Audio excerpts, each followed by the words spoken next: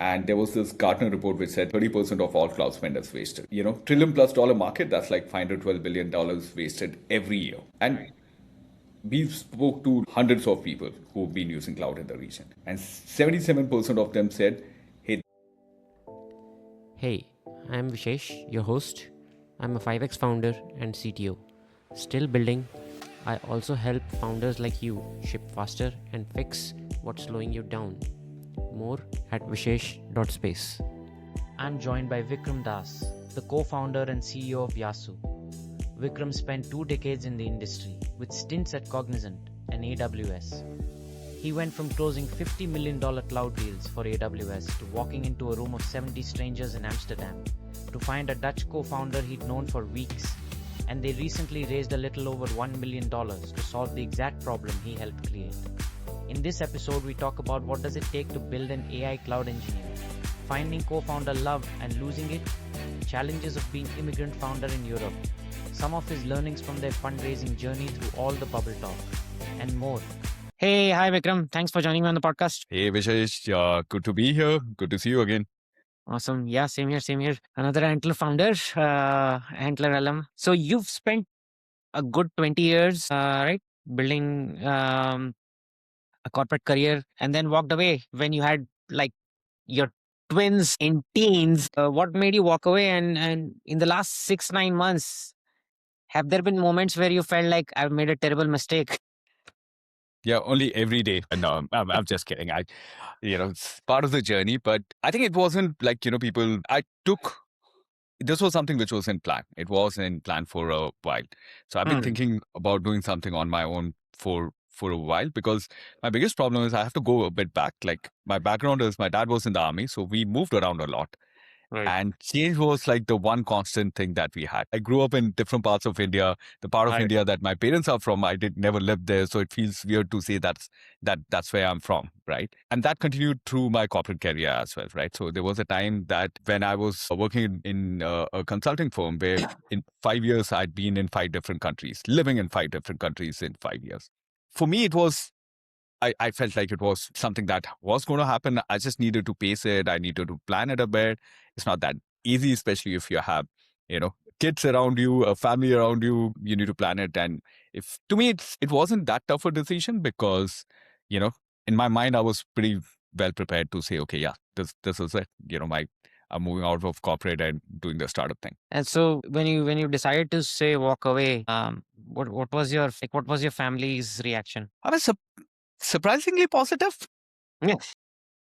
Because I think my wife had seen me talk about starting on my own for years.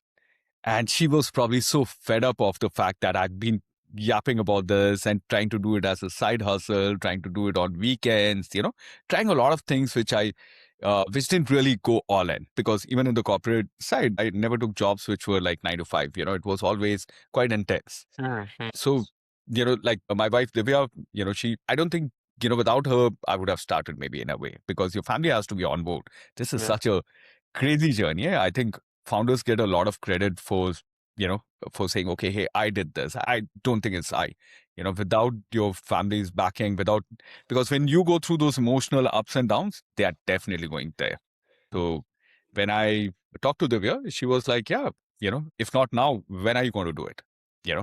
Well, and not more of like, why do you want to do it? I mean, she knew the reason where it was coming from. So pretty supportive on that side, got a pretty solid support system.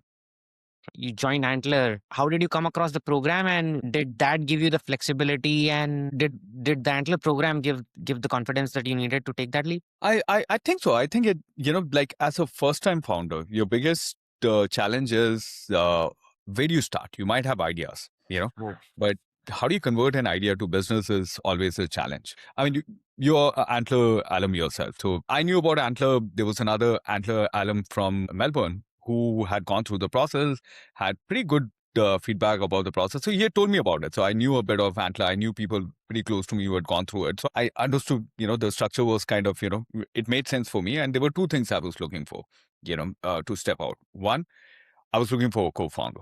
So I didn't have a ready-made co-founder. And Antler, gave you an opportunity to get that. At that time, you don't know whether you're going to get one or not. Right. And second is, this entire thing of how do you take an idea and actually make it a business, in a particular way. So this is, let's also be clear, right? This is a very specific way of running a business, which is VC backed. Doesn't mean this is the only way, but this is a, slightly high octane version of running a business. And from what we know now, like when I got it, I was like, yeah, let's try it. But it's later I realized, yeah, and you would have heard these stats during your Antler time, that only 3% people get through, and I think 0.3% get funded. So you are in a pretty small group in that sense. But yeah, I must say the Antler did help make that decision last year, sir, as opposed to maybe it would have been a few more years. I would have done it eventually, like in a year or 2 years time. It's just when this happened, the opportunity was right, so kind of it. And so you met John in Antler, your co-founder. How did that happen? Yeah, that's pretty interesting. Because so John and I both met at Antler, both of us. Yeah, John is also someone who's experienced. He's got like 15 odd years of experience, mostly as a architect, developer, consultant, freelancing. That's what he enjoyed doing. And then he wanted like a space of his own. He's been a founding engineer with multiple other startups, what have you. During the Antler time, we actually did not really connect on a business side. I had a couple of ideas, but it was like, you're also trying to shape up those ideas. So there were a couple of things where, a lot of technical founders in our batch, and, they were looking for someone else to come up with the idea. And a lot of non-technical founders, and I'm probably in the non-technical founders, although I'm from a tech background, right? We had different ideas, so I tried like 3-4 different ideas. Like week 1, I was trying something on warehouse management. Because you're like, yeah, idea is idea, let's try it. Realized in a few weeks, not only do I have zero passion for that area, my understanding of that space is so poor that every call felt like, oh shit, I didn't think of that, Then I tried something in the sales side of things, because it was obvious, sales is one of the spaces. Like one of the things which made me also jump is that, if you've been in tech for long enough, there've been some of these S-curves, as we call it, that have happened, which have leapfrogged everything that we have seen before. Right. In my mind, cloud was the last one. Mobile was the prior one. So there've been few really big leaps which have happened. A social is another one. And when AI hit, you get that sense that this is different. This is not just another tech. So for me, it was clear that somewhere in the AI, hype which is there. I mean, it's an interesting question. I don't know whether you have a perspective on that. Like one on AI itself is there's this view. The number of people who ask me or I see talk about, is AI a bubble or is that the real thing? My response is it's both. Yeah. There is clearly a bubble. I mean, if you see that, the flywheel of OpenAI, Oracle, NVIDIA, you do feel, yeah, there's a bit of a bubble there, But it's also so powerful that that it will touch most skilled jobs. Will it take away jobs? I'm not convinced. I think it will make them more productive. That's what I'm betting on with Yasu as well. But yeah, I mean, what's your perspective on bubble? Bubble, no bubble. Revolution? I think it's there are obviously going to be some winners, but a massive correction is due. I think that's my position, and you can already see the panic. I think this week alone, I think Oracle tanked what some obscene number in terms of stock value, right? They just don't have. It's just not feasible for them to fulfill the contracts they've signed. So yes, you can book revenue, but if you can't fulfill them, then no revenue is coming in. Yeah. So yeah, I think there's going to be a correction, and once few people start having doubt, people start dumping stuff, and so I believe that's probably going to happen in the next 3 to 5 months. That's what I believe. No, fair enough, and it does sound right. But if you remember the .com bubble, it was a similar kind of thing. Everyone said, "Hey, I'm going to put everything on internet." There was a correction, but before internet and post internet, life has not been the same. Like Yeah. nowadays, we don't, obviously, a lot of younger folks would be like, what do you mean before internet? What does that mean? Folks who have not heard that modem sound, they're like, what are you talking about, guys? But I mean, that's my view that, things will change in a different direction. You can see the power of AI in a lot of places, both negative and positive. I mean, there are a lot of things that folks have not thought through. So, but yeah, that was a good trigger for us to, for me to say, okay, hey man, either which way, this is a cycle you don't want to mess. Right. That was impetus to move to Antler as well. So I was trying. So for me, the main thesis was something to do with AI. Right. And then I tried warehouse management. I see I've got to understand the domain a bit. So Yeah. immediately went to the domain that I understood, which is sales. Then realized, oh my God, everyone has thought of exactly what I'm thinking of. There's just too much happening there. And then I found a team, or not found a team. There was another CTO who had a good idea. And then I joined them. And we went through, if you remember the Antler process, we went all the way through IC. But gut feel wise, I didn't feel that, the chemistry was right. Right. So before the IC kind of decided, no, I don't want to do this. Took a month off, literally went to the Himalayas. So I was in Uttarakhand, I was in Dharamshala, spent time with the monks. Some of my most beautiful memories are from that time because you suddenly have quit a job Yeah. and you've gone through this process with nothing to show for it. Yeah. And then you're like, okay, how much do you really want this? Should you go back to corporate? You got to take a step back. I mean, I was just trying to run with it instead of saying, okay, let me take a step back. And came back down from the Himalayas and then said, okay, yeah, it's still something that kind of is burning. So I want to do something in the area. And that's when the initial idea of Yasu was like, it was something that I'd had for a while now. Hmm. How do you make the way cloud management and cloud computing has been done and managed by clients, how do you make it more easier for people to use? There are a lot of tools which are there in the market, but a lot of them also are quite complicated. So you need to be like a cloud engineer, or you need to be fairly tech to use those tools. Hmm. And, my initial thesis was that, okay, with AI now, that should not be the case. So that's when I said, okay, put some slides down, went back to Antler, talk to them. Hey, I've got a different idea. Would you guys still be talking to me? And they were like, yeah. They're extremely supportive that way. Right. And I went through maybe 3 or 4 different CTOs. And John, in the meantime, had joined another Antler funded startup already. So he was already working. And we decided to grab a coffee because we both kind of liked each other's vibe. We always had like a great conversation about anything other than work. Right. And we were drinking the coffee. I told him what I was thinking. He was like, hey, what if I join you? So I dumped the CTO that I was talking to at that time. John dumped the other startup, and joined. And we both kind of, said, okay, let's kind of boil this. So we were outside the cohort and Oh. we decided to, so cohort was long done and dusted by that time. Right. And then we kind of, took the idea, took it to the market, talked to enough people to build a conviction of, okay, it's not just the two of us thinking that, had a pretty decent storyline. Went back to Antler and, they said, yeah, this makes sense. And they kind of funded us early this year in Jan, and the rest has been history.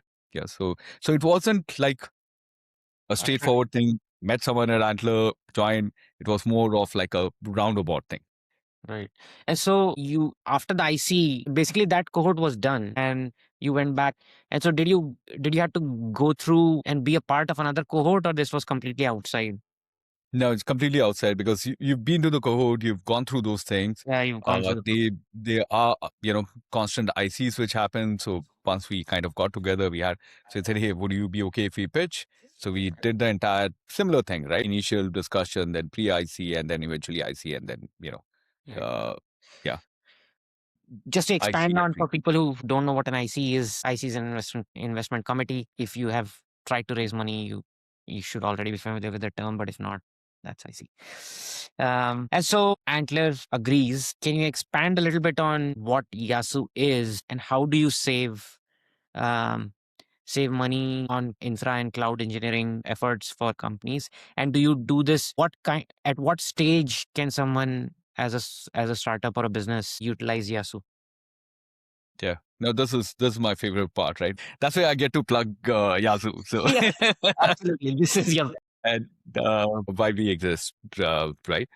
So, listen, cloud is not a new thing. Let's be honest. Of course, yeah. In a sense, it's been there. We don't even think about cloud as like tech. We are like, yeah, it's part and parcel. Like we don't think about mobile. But Yeah. one thing which has been persistent is the fact that there's not been great cloud management tools. Hmm. If you look at the hyperscalers themselves, those tools are extremely unattractive. People don't get up every morning saying, okay, I want to learn everything about AWS or Azure. They get up every morning saying, I want to build my product the best way I can, Yeah. and for that, I want to use cloud. It's like plumbing. I don't want to know about it. It should just work, right? And if you talk to, folks, while they still love what cloud has to offer in terms of innovation, you can quickly, rapidly prototype, bring to the market, what have you, but they just hate how complex it's gotten over years. Uh, you know, and especially when it starts hitting your wallet immediately. So most people have the suspicion that they are overspending on cloud. And there was this Gartner report which said, 30% of all cloud spend is wasted. Trillion plus dollar market, that's like $512 billion wasted every year. And Right. we spoke to hundreds of people who've been using cloud in the region, and 77% of them said they really are unhappy with the way their cloud is getting managed. They also feel they can save, but it's so complicated that if we are going to prioritize the product as opposed to using what the provider has, right? So that got us to think that, okay, why is that the case? Because it's not like there aren't tools in the market which address this problem. So they are, people who have been doing it. And we realize that there are two things which, because of the legacy nature of things, they have been doing in a certain way, and everything is slightly incremental to the previous one, right? But it creates two gaps, what we like to call as prevention gap and an intelligence gap. And what I mean by that is most of the tools that if you look at it, right, they kind of try to address this problem once you have deployed things. Hmm. And then they say, okay, I'll let you monitor what have you. By that time, it's late because you've already put it in production. There's an inertia once things are customer facing for anyone to change anything. Big factor. Yeah. Yeah, exactly. And the second is, intelligence gap. Like most of these tools, if you look at it, like including the hyperscalers tools, they are so dashboard focused. Like people love dashboards, in Excel and in these tools. They don't But just use it. they just don't use it because you're asking a question and the Right. response is dashboard. Okay, I'm waving here because my lights are going off. Yeah, so that's the other problem that we saw, and both of them, very clearly could be solved using AI, because you have this complex data set, so you needed something which can ingest millions of records and get intelligence from it, because you want to do it in their business context. And you should be able to talk to your cloud hub. If you have a question, even as a CFO, why should you have to go to the team? Just ask your cloud, what would be the spend, whether the spend is increasing, what are the trends that I'm seeing, what have you, because you have questions. You're looking for insights because you have a question, not that you want a dashboard to stick in somewhere. But the second thing, which is the more important thing, is we help prevent cloud waste. So we hook into your GitHub or your repository, and when you make a change to your infra, we let you know right then and there what is the impact of that change. Hmm. And that's a very different way from what everyone else in the market is doing, because in this case now, it's not that developers don't want to know, right? There was a stat recently, I think GitHub crossed 150 million active users, Right. and 30 million of them are building on AI, you know? Right. And a lot of these AI services are very easy to spin up nowadays, but they can get super expensive. Right. And again, I don't agree with the fact that devs don't care about cost. It's just that it's too complex and cumbersome for them to know.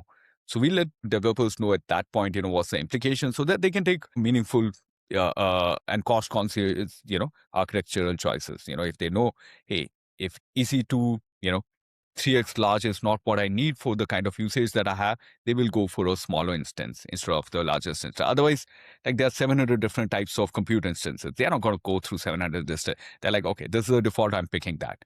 But guess what? Picking a default in 90% of cases is too much for you. Right. This goes for AI models. This goes for computes. It goes for a lot of these things. So that's how, we think we are doing different in Yasu. Hmm. It's a market which is kind of, getting bigger by the day. Like, I read recently that Microsoft and Google clocked in 555 billion in backlogs. So Hmm. 555 billion that they have locked in backlogs. That means people have committed to spending so much on Azure and on GCP. Right. Cloud was supposed to be pay-per-use, Yeah. pay as you go. It was never supposed to be I lock in 100 mil, but it's somehow become a locked-in thing. Most companies now are locked in for a few years. Yeah, well, I mean, that's also because of the pricing probably. They have pay as you go, which The can get most expensive. expensive. And then if you get a dedicated instance or you do lock in, you get discounts. Like, how do you guys help people get around that? No, we give you a better cost visibility. So not the answer is not yet. We are early stage startup. Maybe at some point we go around that, but there are ways to go around that. But that's not what we are focused on right now. Our Yep. focus is, hey, how do you make like this smart AI cloud engineer, which a lot of companies don't have the luxury to keep or the time to keep. Right, So right. if you can get that smartness of an AI cloud engineer, which helps you stay on top of your cloud cost and beyond, because if cost is just the first one that we are targeting. We are looking at security, compliance, and those kind of things, later down the line. So yeah, so our pitch is that, hey, you can get uh, a AI cloud engineer, like an expert AI cloud engineer, for a fraction of a cost of an intern. Right. And that's the power of AI. I think that's what we will see. You are seeing it in sales, you're seeing in customer support, not too much in cloud yet. But my bet is, anything which has a large amount of data, which needs to be digested, which is being done by consultants today, can Right. get replaced by these AI systems. Yeah, I was going to say there are a lot of consulting companies that specialize in AWS or Google spend saving. Exactly. Yeah, and I have not seen, at least I have not seen the whole hooking into GitHub and preemptively saving cost approach. So yeah, that's interesting. You could have built Yasu anywhere. How did you end up in Amsterdam? First of all, from Himalayas to Amsterdam, and why not Amsterdam? Now, great question. This is, I've always felt that, there's a big part of luck and destiny that happens. Like there is this BC and AC with life, not Hmm. before Christ, but like before children and after children. After children, a lot of your decisions are driven not just by your own desire and ambition, it's also driven by, hey, which is a good place for us to raise our kids. So when we were moving out of India, we had a couple of choices, and one of them was Netherlands. And from what we saw, Netherlands was like, it had a lot of advantages for us to, get our kids here. It just felt like a very healthy environment for our kids to grow up in. So I must say that this startup happening in Amsterdam was a result of us being here because of our kids. Hmm. Having said that, I think in hindsight, it's been a really solid place to be in. It's still not Silicon Valley. I must say, having lived in the US for a few years and spent time with techies there are things which could be better, Right. but it is improving. I mean, the desire and hunger is improving every year, every month, that every event that I've gone to, there's serious hunger which is there. There is this, I think there's this meme about, Europe goes on vacation 5 months in a year. Yeah. But you don't see that in the startup community. The Oh, hunger, you don't. Yeah. You do see people are hungry. I mean, there's space for every person in Europe. There are people who want to have, you know, great work-life balance, have those couple of months of vacation, and there's space for that. But if you want to grind and have a startup ecosystem, I think that's a space which is getting created. Yeah. It's still a little bit nascent for Indian origin founders, I must say. Hmm. I mean, there have been a lot of times when I'm the only Indian origin founder, which is sometimes strange because in tech, you have a lot of Indian origin folks. So you don't have too many people that you can, look up to. You don't have a Satya Nadella, or you don't have, a, a big tech guy that you can say, oh, all right, this guy has come from Hyderabad and gone all the way. So Right. I can follow those footsteps. So the first generation ones will be us. We will try to do some of these things and see how it grows. Stockholm or Sweden, the kind of companies that are coming from there. Have you had a chance to talk to founders from that ecosystem? I know Antler has a cohort there as Yeah. well. And how do you compare the two, for that matter, other European startup ecosystems in compared to Amsterdam? Yeah. No, I think it's an interesting question because, uh, we say Europe, but Europe is not a country, It Right. is, 26 different countries which have come together. So every ecosystem is a little different. Every country is a little different. Laws are different. The encouragement that you get from organizations is different, right? London, where you were, like, I guess it's also grass is always greener on the other side. Like I was like, yeah, man, I wish we were in London. There seems to be unlimited fun there and everything is so much easier there. Netherlands has its own barriers. Sweden has its own barriers. But they are, I mean, that, like I said, right? I mean, there are things which I do think that some countries have gotten right. Like in London, there's a tax break that you get if you're investing in a startup. Right. You don't have those kind of things in the Netherlands, but there is a government body which is encouraging startups. So in a slightly different way, Yeah. right? Yeah. The bigger numbers are still not coming in. I think one of the biggest gaps still in Netherlands and Amsterdam is pre-seed funding is probably one of the toughest to crack. Hmm. Just the nature of the beast, in the country that you're working, like while we say pre-seed, the first question people ask you is, okay, what's your traction? Have you hit 100K? If you're hitting 100K, you shouldn't call it pre-seed, right? Pre-seed by its definition, again, I'm assuming folks who are listening to it are in the startup ecosystem, is you have founders who have the background and you have an idea which has been validated from a problem perspective. May not be that you know the solution yet. The bar is much higher in Europe and that goes across Europe. I think, if you're pre-revenue, pre-product, in a market, in Europe, it's relatively more difficult. Yeah. Yeah. Nobody's gonna fund you because of your aura. Nobody's, to make it worse, I mean, pre-revenue, pre-product, and Indian founder, yeah, you have three strikes Right. there. So in terms of you got this pass through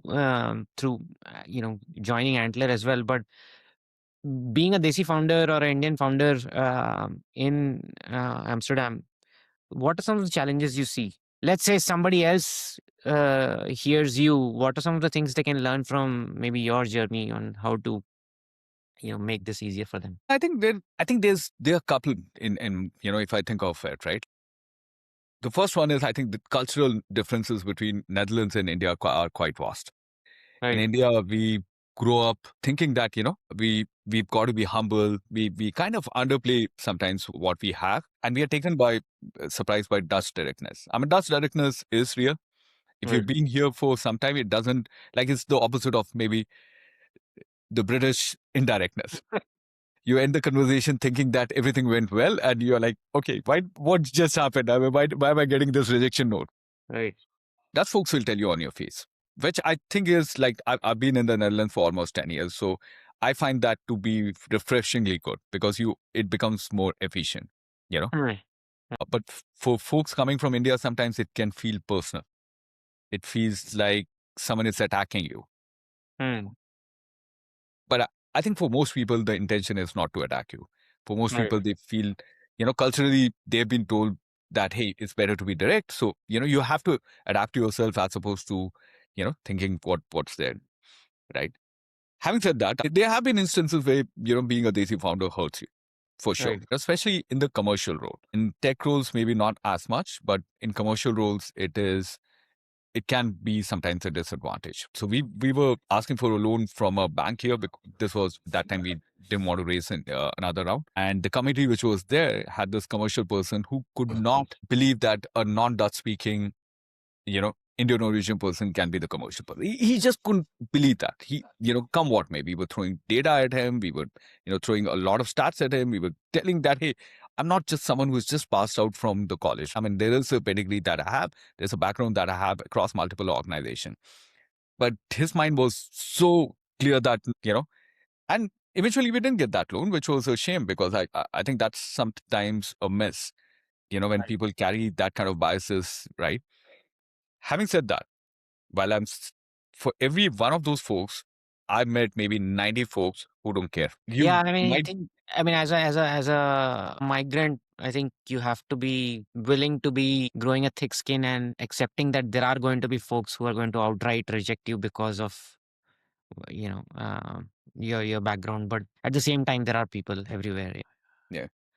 No, so the first check that we got in this round was from, what you would consider as folks who So I was pitching in this really small event. It wasn't even one of the large events, like a local event in the place that I live in. I just feel every pitch is good. You just pitch, doesn't matter. And they heard me pitch there and they reached out to me offline. And they were like, they've been the most supportive investors that we've had.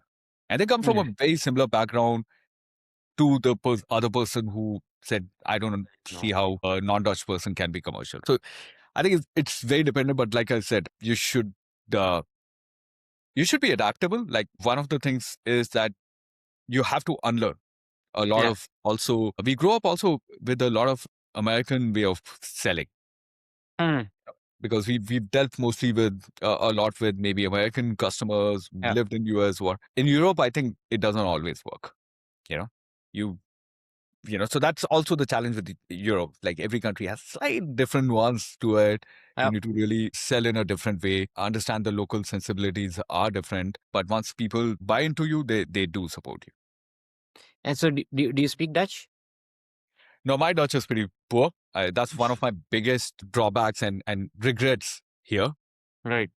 Because I've always been with English speaking companies. So language is something, my kids go to Dutch school, their national language has become Dutch. My wife speaks Dutch. So I'm literally the black sheep of the family right now. But that's my biggest regret, that I should have picked up Dutch a long time back. I mean, I do understand it. I can hold a small conversation, but not fluent. But yeah, that would be one tip, man. I mean, don't be me. Like, learn the language. Get on, learn the language.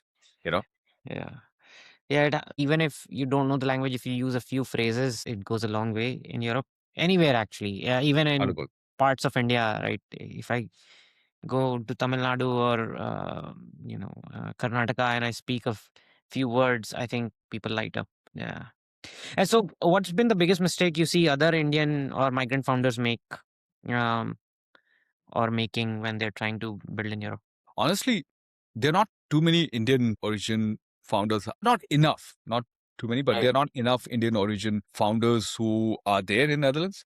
Right. I think the first step is, I feel, and I'm talking about tech founders, there are Indian origin folks who are in the non-tech kind of founding business, and they're like restaurants and all that. That's kind of booming right now, right? But tech founders, I think they're not enough. So the first thing I would say is, folks who are like, we have this innate desire to do something different and do more. Right. I meet so many people who want to do it. They don't just take the step. So even before, like, hey, founder mistake, I think people should just trust their gut a bit more, and say, okay, you've got to take some risk as long as it's calculated, think through it. I didn't do it like overnight. I mean, I did it after thinking about many years. One would be that I think there's space for, Indian origin founders to do something. The second thing is communication. I mean, I don't know where, like especially tech founders, I feel sometimes want to hide behind something else, right? Underplay what they've done. Be confident. I mean, this is, there is something, I don't like the phrase fake it till you make it. I really don't like it. But you do need to project that, you have to shed that humbleness and all of that, right?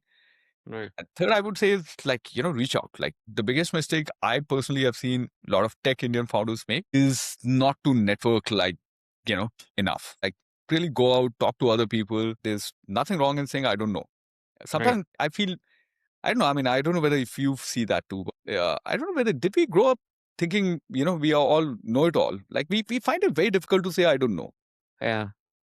It's not the know-it-all. I think it's the whole, we culturally we defer to our elders, and there is this notion to kind of accept what the elders in the family are kind of directing you or nudging you. And so yeah, that and given the whole education system we have and the focus on studies and a set path, it's not that people feel they're know-it-all, but I think people have a hard time asking questions, and they're 100%. more worried about the outcome because that's how they've grown up. They've always been focused on the outcome, which is the numbers or the grades. Yeah. And so, for example, at a networking event, the goal would be to network and probably meet as many people as possible. Whereas if you look at a Westerner networking, they will actually be enjoying their time, enjoying the conversation, being extremely curious and learning from people's experience and the conversation, which probably we are not so used to. Nothing that, you can't train yourself or rather untrain some of the habits you've learned as a kid. But yeah, I kind of agree. I think networking is probably one of the key founder skills you need to master. We've reached the section I call never get a cold email. These are things that help people get to know you better. Worst money you've spent on the business so far? So purely from a risk-adjusted basis, Right. I think starting a startup. Like I hear this from so many people who think that doing a startup is, man, I'm going to be a millionaire in a year. Yeah. And if you really crunch the numbers, I think this is the worst way to make money. If you have a stable job, you're guaranteed in 5 years to make a certain amount. And Right. then a decent amount as well. And tech doesn't pay back. Yeah. Startup is like, the odds are so stacked against you. Although I must say that's, I know your question was a mistake. I don't think this was a mistake, but it's the most expensive way to go about life, I feel, Hmm. to, get to know things. Yeah, yeah. Until you start making money, yeah, a lot of money goes out for sure. Yeah. But it's not even when you start making money, you have to have like a really good exit, and you still need to hold a Oh large yeah, chunk of your company together for you to actually make. I mean, I've met founders who have had like $50 million exits and right, made nothing, right. because they're diluted so much by then, right? So there's so many things where you will not end up with a big pot of gold, right? Yeah, And if that is your main reason to join a startup, I think I at least feel if you crunch the numbers, the math will not add up. yeah, yeah. Yeah, there are a lot of poor founders. There's a lot of I think I can be classified in one of them. One tool you can't live without. at this point, man, the AI tools, lots of them. I feel like they are third co-founder, Claude, for example, for me, all these AI tools, which sounds weird to say, have their own personalities. Right. And different people like different things. For me, it's been Claude. That's like having a third co-founder.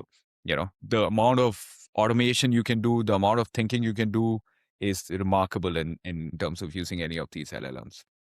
Yeah, yeah. I love 4.0, GPT 4.0. I think for especially strategic and brainstorming, it was and writing, it was It was, pretty good. yeah.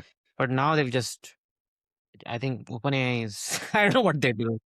I'm also That's pretty, I mean, my money is on that's the first company that's going to go bust. Not the first yeah, company, like when the bubble bursts, they are yeah. in trouble.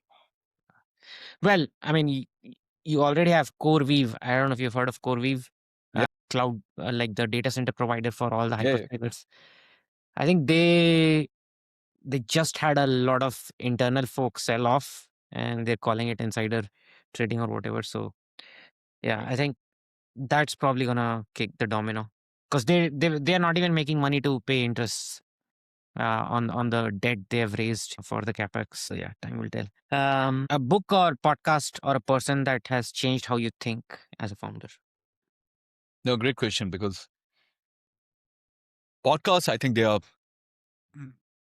some incredible podcasts. If you're early stage founder, for me, YC is still the Yeah. YC Y Combinator podcasts really do make it very practical. Like, sometimes you listen to it, it's like, yeah, that's exactly what I'm going through. Yeah. And most of them have a happier ending. So you're like, all right, so I will also reach that, $1 billion valuation, right? So YC podcasts are great. Book, I would say, like, for me, which is a different, like, I love biographies. I love a lot of tech entrepreneurs biographies, but Shoe Dog, because I'm also a runner, I guess that kind of hits me differently. But the Hmm. struggle that Phil Knight went through in setting up Nike and what he had to go through, I mean, that is so relatable, although in a completely different era and completely different field. I just think, Shoe Dog is, for me, was like a great one. Nice, interesting. I've actually not read Shudog. I'll add that to my list. Definite recommend. Definite recommend. What support or community do migrate founders need that doesn't exist right now in Amsterdam? To the universe, what would you ask Amsterdam to have? I think there's like, I'm not part of any Indian founder community here. Hmm. I know in Berlin is one of the, you know, up and comer startup hubs. I really admire what's happening with the startup. So I know in Berlin, few folks have started. They're doing well. Netherlands still doesn't. It would make sense because a lot of us would have similar kind of struggles. I can imagine. Uh, uh. So you've recently fundraised, and it's a two-part question. One is, what worked for you, and two, given all the talk about the bubble and you recently closing it, how has the whole bubble talk impacted fundraising these days, and what did you have to deal with in terms of the bubble pressure, if anything? So yeah, No, that's a great question. Let me start with the second one first. sure, yeah, But just to lay the context, right? So we did a pre-seed close. We were oversubscribed. We wanted to do an extremely small round to just move quickly, do hiring, increase our go-to-market. So we raised just little over $1 million, and we had another in commitments which were there, which we were in the position to say no to because we didn't want to dilute also that much. So there's always this balance which is there, right? yeah. And at the back of my mind, like that question was definitely there. That man, if the bubble bursts in the middle of this, we are done, right? uh, but it's not just us; it's also the investors are thinking that, you know, Yeah. and that does lead to a higher level of scrutiny. Hmm.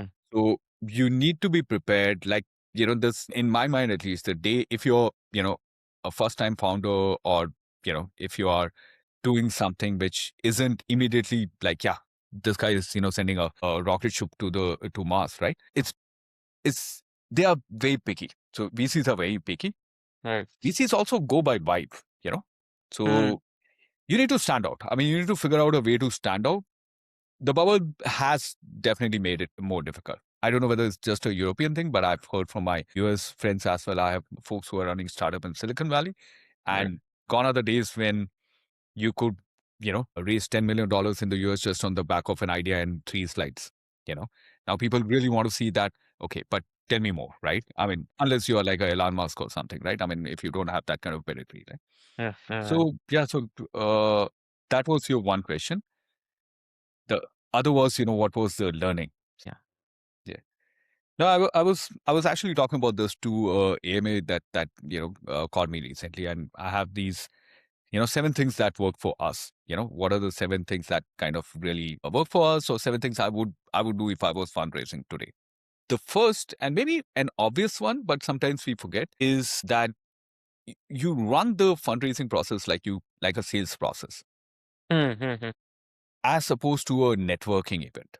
You know, And I didn't realize that that's not how normally people run it. They, like I had a CRM, I had a prospect list. I've tracked every single thing. I saw what time was there, who are the active, where are they on the list, who's my champion within that VC, So literally like a sales process, you run the fundraising process. It's not just a networking. It's not just, hey, oh, it's great that, such and such venture partner I am connected to. So what? That didn't give you anything, right? So think of it as a sales process with the end result being money in the bank, and the connects are bonus, but the goal is not connect. The goal Yeah. is money in the bank. You have to be a little bit ruthless in that. A lot of founders use a CRM to run a fundraise, but they actually don't do what you are suggesting, which is don't just use the sales system, but use the whole deal flow. Exactly. Exactly. So not just maintain a contact list, but actually use a deal flow. Yeah, absolutely. Right. The second one to me was like, yeah, cold is dead. No one is picking up cold calls, because of the market. I had zero success reaching out cold, and I also didn't do too much of cold. I always look for, warm intros. Thankfully, other founders are a great way to go for those warm intros because they Mm. have credibility. And, the good thing with founders is that they are often willing to help each other, Right. right? So, you know, don't do cold, do warm intros, wherever possible. The third thing which you hear about, but in our case, for example, we saw that again happen, is FOMO is real. Hmm. VCs have to feel if this is a big thing that we're going to miss out on. If I don't come in, I'm going to miss out on a big opportunity. I'm going to miss out on these guys who are going to kill it at some point. So you have to create some kind of a FOMO, Yeah. and you have to, that brings me to the next one, which is you have to compress the cycle. If you're running a cycle for 6 months, you're not fundraising. That 6 months is too long. Like most people say, yeah, 6 to 9 months it takes. I agree. It will take that time, but don't call your, like what I did, for example. I had a lot of coffee chats. I didn't say I was raising. I was just having coffee chats. And when we started raising, we already had our first check and I had 5 hot leads. So the time to close for me, like technically, was 1.5 months. Right. Now, in practice, it was 6 months. But you want to compress the cycle so that there is urgency created. Like any sales cycle, if there's no urgency, no one is buying it. And so, what was your approach to scheduling those coffee chats? So I reached out to a lot of them saying, hey, I would either like their perspective. I want to, talk to them. I had some thesis which I want to run. I had done some background on their website and said, hey, I'm trying to do something. What do you see in this area? Right. And, just have a conversation with them about what you're building, what they're seeing in this area, how you're seeing your traction, and then subtly tell them about, land them with talking enough about Yasu, but not in the sense that, hey, this is what I'm raising. Are you in? And you tell them that, yeah, I'm going to raise, but, right, not now, and you will get a view of whether they are interested or not. You'll definitely get the signals, right? Yeah, makes sense. I think we are at number 4, right? Oh, we are at number 4. Yeah. No, but keeping, just to, maybe fifth one is, I think this is the other thing a lot of people grapple with. I did that, so by the way, this was my first fundraising. So I'm saying a lot of these where I made mistakes as well. Not that I was a know-it-all on day one. That a maybe is a no. Yeah. We like you is a no.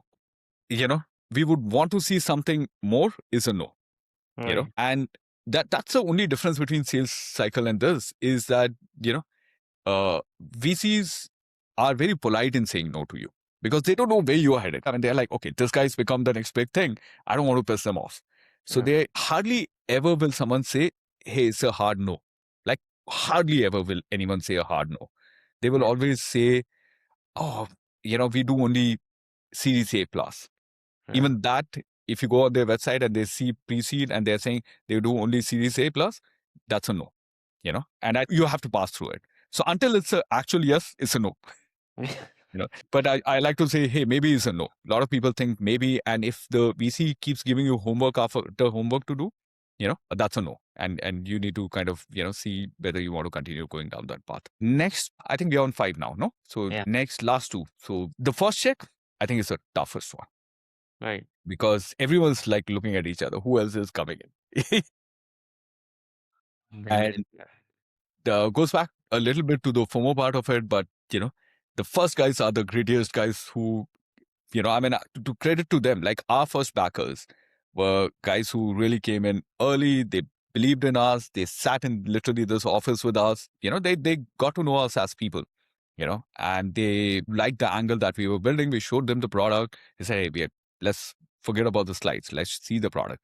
We talked to them about our go-to-market. We said, what are we looking at? Why is this like the next big thing? And we genuinely had a good conversation with them, right?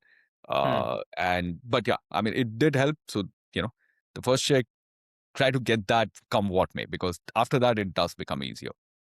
Yeah, makes sense. Yeah. Especially, and the larger the round goes, the more important who the lead is. Correct. Becomes, for sure. Exactly. And like, I've stayed away from all the dilution metrics, those kind of thing. I think, like again, Desi founders I've normally seen are very good at numbers. So, that's one last one, which is again, obvious one, but, like hustle like hell, and hustle means different things, like be in events. Like I said, right, the first check, one of the checks came because I was in a smallest of small event, in a local area here, and pitching there. So you don't know who's going to hear you. Take every opportunity where you can pitch your product, which you can talk about it. Don't hide behind just LinkedIn and offline modes. Online is like in person is always great. I'll give you an example. There was this VC that I wanted to meet. Like I was really convinced that they would be a great match for us because their thesis was very aligned to what we were doing, on infrastructure, on productivity, using AI. So there were a lot of check marks. And in our stage, But that person won't respond to the warm intros and follow-ups. And I was like so convinced that this is the VC that I want to have in the round. And so what I did was I set up a AMA, Ask Me Anything. And I invited them for that session in a different context. But I was looking for an expert who can talk about, this domain, about how VCs are, how do VCs see the AI thing play out, especially in workflow automation, what have you, right? And I got that person for the AMA. And then we sat, we got to know each other. So it had nothing to do with, what I really wanted to talk to that person of. But I set up a goddamn AMA, got 40 people to come to that AMA because I wanted to meet one VC, you know? And that sounds very weird. It sounds like too much work to get to meet one person. But, like to me, it's like you've got to be shameless. You have to hustle like your life depends on it. So, yeah, I mean, And it was offline AMA or no, in person. Okay. Yeah, I won't do offline AMA. Great point. Like, no, in person. I think wherever you can do in person, which is also sad sometimes, but there is a huge advantage of meeting people, shaking hands, sitting together, because you get a chance to also know each other a bit more and you're not constrained by that. No, this was in person. We actually hit it off really well. I'm still in connect with them, over WhatsApp, even now. Yeah. Pitching wherever you can, especially if it's a relevant audience, I think is a great way, because then you're pitching once, but multiple people are hearing you, versus one-on-one networking probably is a lot more time consuming. And then people who are listening to you can come inbound, right? Because they know. So yeah, good tip. These were awesome. And so where can people, find more about Yasu, and if they want to follow your journey, is there a blog, or do you write somewhere? How can people get in touch with you? Yeah, I would say LinkedIn is still, the main medium for us right now. There is a blog that we are coming up with. We are refreshing our website as well, just to kind of, make it really relevant to what we are doing. But LinkedIn is the best option. I do coach a few founders as well. I'm always up for, folks who want a bit of help, because I think there were so many founders who helped me that you have to pay it forward. Yeah, makes sense. Makes sense. Well, Vikram, it was a pleasure chatting. Thank you so much for joining me. I had a good time. This was awesome. Thanks for having me. Looking forward to having more chats and listening to other founders who go through this process. All right. Hey, thank you so much, Chief. If you found this valuable, you can subscribe to the show on Apple Podcasts, Spotify, or whatever your favorite podcast app is. See you in the next episode.